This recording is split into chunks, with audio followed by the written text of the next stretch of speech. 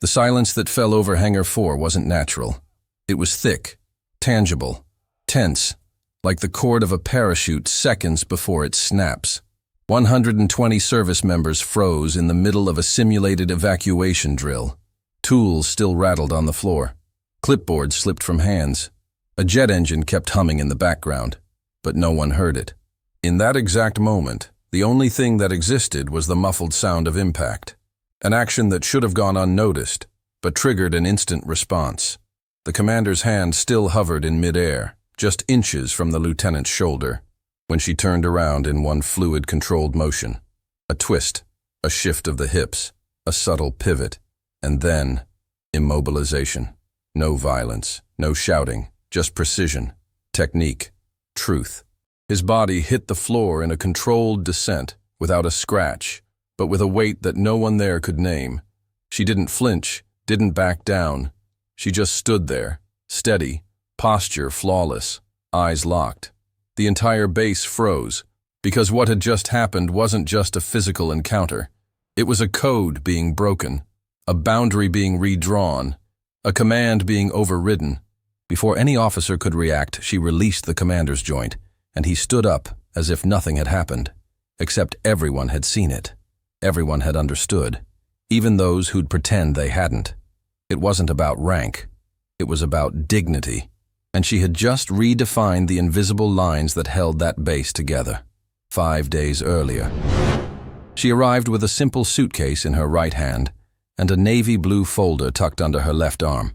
Her hair was pulled back into a neat bun, uniform spotless, boots freshly shined.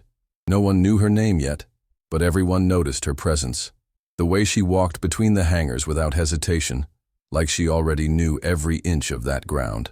The new lieutenant had been transferred to Tuckfield Air Base, located on the east coast of the United States, a facility known as much for its technical precision as for the near ritualistic discipline that ruled among the officers.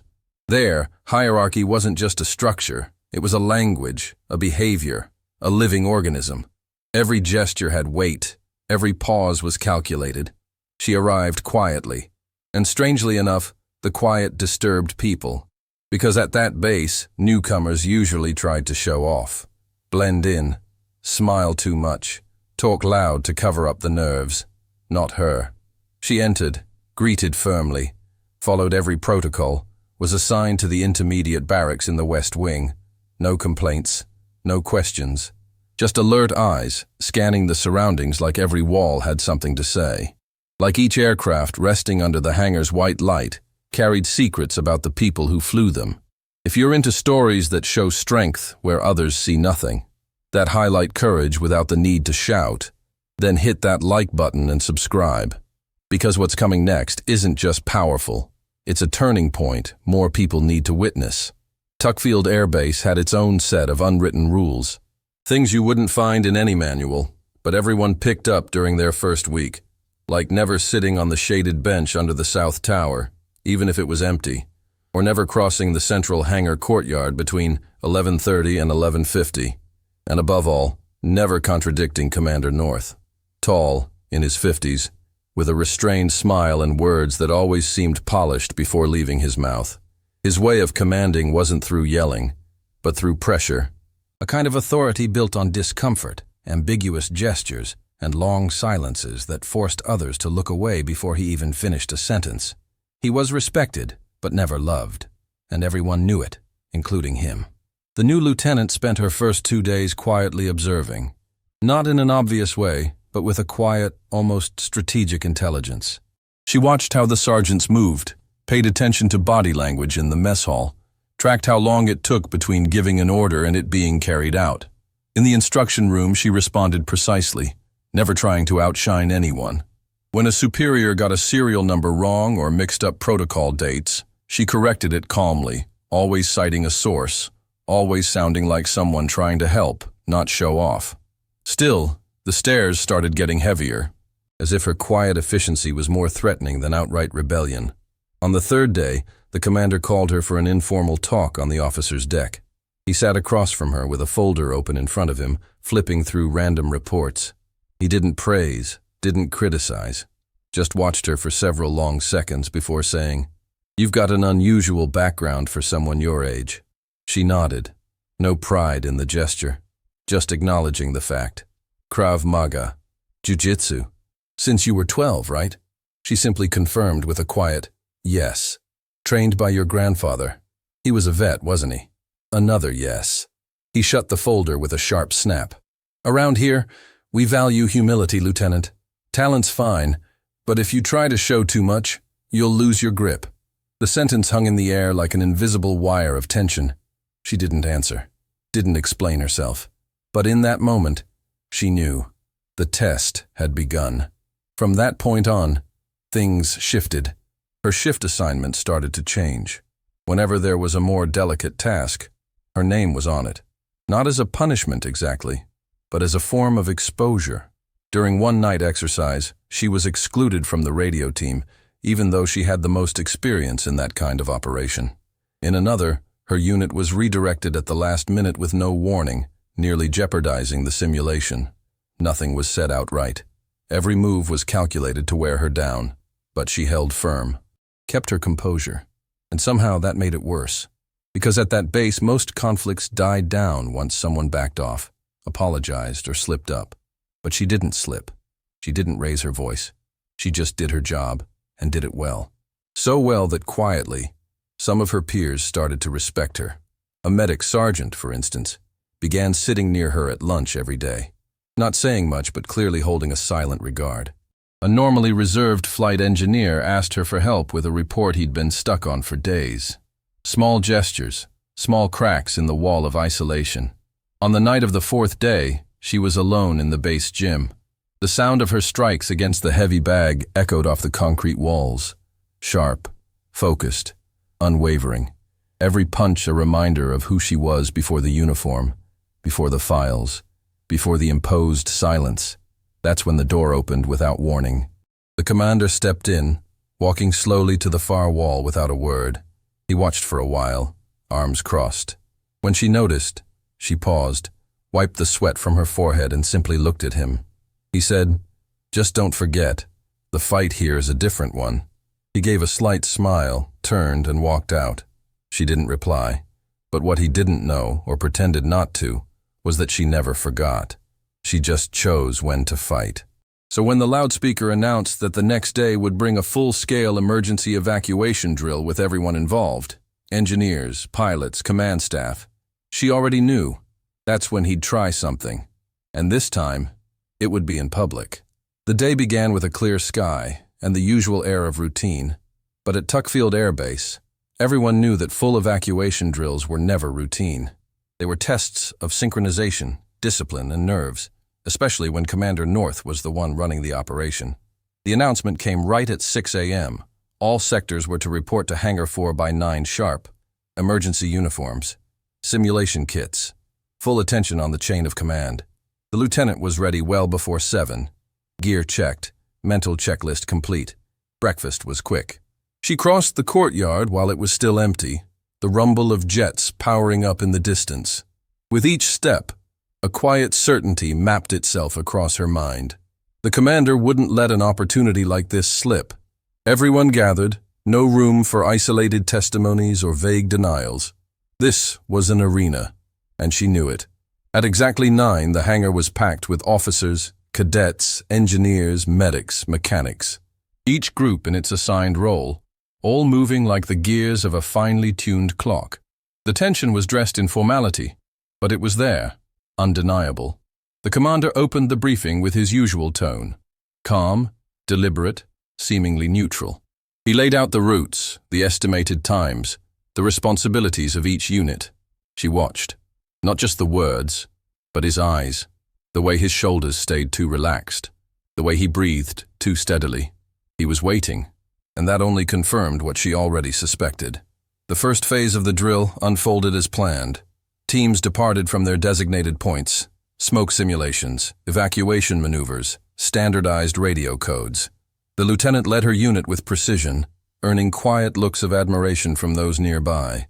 But the commander hadn't made his move yet. Her stomach tightened, not from fear, but from readiness, like her body already knew the impact was coming. It happened at the close of the second phase, when the groups reconvened in the center of the hangar for a mid-exercise debrief. The commander approached from behind, silently. She sensed him, but stood her ground. He pretended to adjust his vest, made a vague comment about the team's performance, and then, without warning, reached behind her shoulder. A gesture that, on the surface, seemed harmless, but it was deliberate, calculated, invasive, an unnecessary touch. A touch that, in that context, screamed control, power, silencing. But he wasn't prepared for what came next. She felt it, and the response didn't come from thought. It came from the body, from years of training, from cold mornings in the backyard with her grandfather saying, "Control is about anticipation. Never act on impulse, but never ignore what must be answered." That memory lived in her wrist, in the turn of her hips, in the delicate balance between restraint and statement. The move took less than 2 seconds, clean, almost invisible to anyone who wasn't paying attention. But everyone saw it, everyone felt it. The commander's balance broke, and silence spread like a soundless explosion. The hangar floor seemed to vibrate, not from the fall, but from what it meant. And it was there, in that very instant, with his body still on its way to the ground, that everything changed. The commander went down, but he didn't stay on the ground for more than 3 seconds. And that was enough. 3 suspended seconds where everything stopped. Bodies, voices, movement, even time itself. The concrete floor returned the sound of the impact with a dry, unforgiving thud. The radio in his pocket clinked against the metal of his belt buckle. She stood steady, didn't move on instinct, released his arm with precision and took half a step back. There was no tension on her face, no guilt, just control, clarity. The commander got up quickly, as if pride weighed more than the fall. He brushed off his uniform with one hand, didn't make eye contact, pretended nothing had happened. But it was far too late. The entire hangar stood frozen. 120 pairs of eyes had witnessed the moment when hierarchy didn't collapse, but got redefined. No one spoke. No one moved. The sound of jets in the background felt like it belonged to another world. Engineers stood motionless with their hands on clipboards. A group of cadets exchanged uneasy glances. The medic sergeant stared fixedly, as if holding something in. And then, like following some invisible cue, everyone slowly returned to their tasks. But the silence, that stayed. Behind the scenes, the reaction was even stranger. No immediate punishment, no formal reprimand, no official memo. Just an informal summons to the officer's room a few hours later. She went alone, as always. The commander was there, but it was a visiting colonel, recently transferred from another unit, who led the conversation. The questions were standard, the tone far too soft for what had just happened. "Do you feel threatened on base?" "No." "Any prior incidents with the commander?" "None." "Was there intentional aggression on your part?" "There was no aggression, just preventive defense. Everything clear, direct, unshakable." As she exited the room, she crossed paths with the commander in the hallway. He said nothing, but the way he looked away said everything. In the days that followed, the atmosphere shifted. Not dramatically, but like a small part had been swapped inside an engine, and slowly, everything began to turn differently. The stares weren't suspicious anymore. They carried respect. The whispers faded. Her presence, once uncomfortable, now created a different kind of silence. The silence that follows someone who's done what others never dared. She stuck to her routine like nothing had happened. No boasting, no gossip, no rallying for support. Just being who she'd always been. But something inside her had changed. And it wasn't pride. It was certainty. Certainty that a lifetime of preparation, the backyard training, the falls, the corrections from her grandfather, the boundaries tested and overcome, had all led to that moment. And she hadn't failed. The medic sergeant who once ate near her in silence now sat at the same table. The engineer who had asked for help started sharing technical papers with her. A group of cadets began coming to her with questions about unconventional combat. She answered plainly, not with superiority, but with a presence that didn't ask for permission. It just existed. On base, some still pretended nothing had changed. But those with sharp eyes knew the commander had grown more restrained. His orders, less cutting, and spaces once closed off by fear were now beginning to open, because a quiet person can be ignored, but someone who silences injustice with courage, they're never forgotten. And on the morning of the 5th day, as she crossed the courtyard toward Hangar 3, something unexpected happened. A seasoned colonel, who had never once spoken to her, walked up, extended his hand, and with a slight smile said, "Lieutenant, you don't need to raise your voice to be heard. Keep it up." She thanked him with a small nod, and as she turned to continue on her way, she caught sight of something that made her pause for a moment. The commander, standing still, watching, and for the first time, with the look of a man who no longer knew how to win through silence. The days that followed were strangely calm, but it wasn't the same oppressive silence as before. This was something else, the kind of silence that settles in when things begin to rearrange from the inside. Footsteps echoed differently in the hallways of the base. The routine remained. Breakfast at 0600, tech reviews at 800, classroom briefings at 1000. But connections were now made through glances that acknowledged, through small gestures, a nod, a half-smile greeting. That lieutenant, once just another name in the system, had become a point of reference. No new title, no medal, but something far harder to earn: respect. The commander, ever since the incident, never came near her again. He continued leading, but without unnecessary contact, without subtle jabs, without power plays. Maybe not out of regret, but because he knew the wall he'd ruled with pressure now had too many cracks.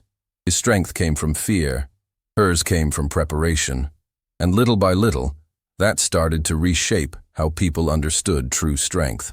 Around the academy, the story of the lieutenant who took down the commander became a whispered tale in the halls. Some exaggerated, others turned it into legend, but she never added fuel, never told the story, never sought an audience. She was there to serve, and that's exactly what she did, day after day. Still, those paying close attention began to notice a change in the new recruits. They watched her more closely, listened more intently. Some came to her with questions after hours, and over time, she started to teach. Informally, of course. In stolen moments at the end of the day, in the old gym, where the punching bag still swayed to the rhythm of memory. And it was there, in that same gym, that she had one of the most meaningful conversations. The medic sergeant, now nearly a friend, was sitting on a bench off to the side, wearing a thoughtful expression, like someone finally ready to say something they'd been carrying for a long time. When the lieutenant approached, the sergeant said, "You have no idea what you did here. Most of us, we just swallowed it and moved on. But when you stood up like that, without losing your cool, without stooping down, you gave us a new measure, a new line. You became what so many of us wanted to be, but didn't know we could." The lieutenant just took a deep breath. There was nothing to say, only to listen. She knew that recognition wasn't flattery, it was relief, identification, liberation, even if just a little. At the end of that shift, as she crossed the courtyard toward the barracks, she saw the sky painted in shades of orange and violet. The roar of jets on the horizon pulsed like a steady heartbeat, a reminder that above all, this was still a war base. But inside her, the war was different. It was the fight to stay steady without growing hard, to speak up without shouting, to win without crushing, to take up space without stealing it from others. And that fight, she had been winning it for far longer than anyone there could imagine. Her grandfather, back in rural Pennsylvania, would probably never know the details. But she knew that everything she lived through, every drill, every correction, every sleepless night filled with exhaustion and focus, had not been in vain. That base didn't shape her. Quietly, she had reshaped the base. If this story moved you, share it. Leave a comment about what struck you most, and check out the next video coming up on your screen. And what about you? How would you have acted in her place?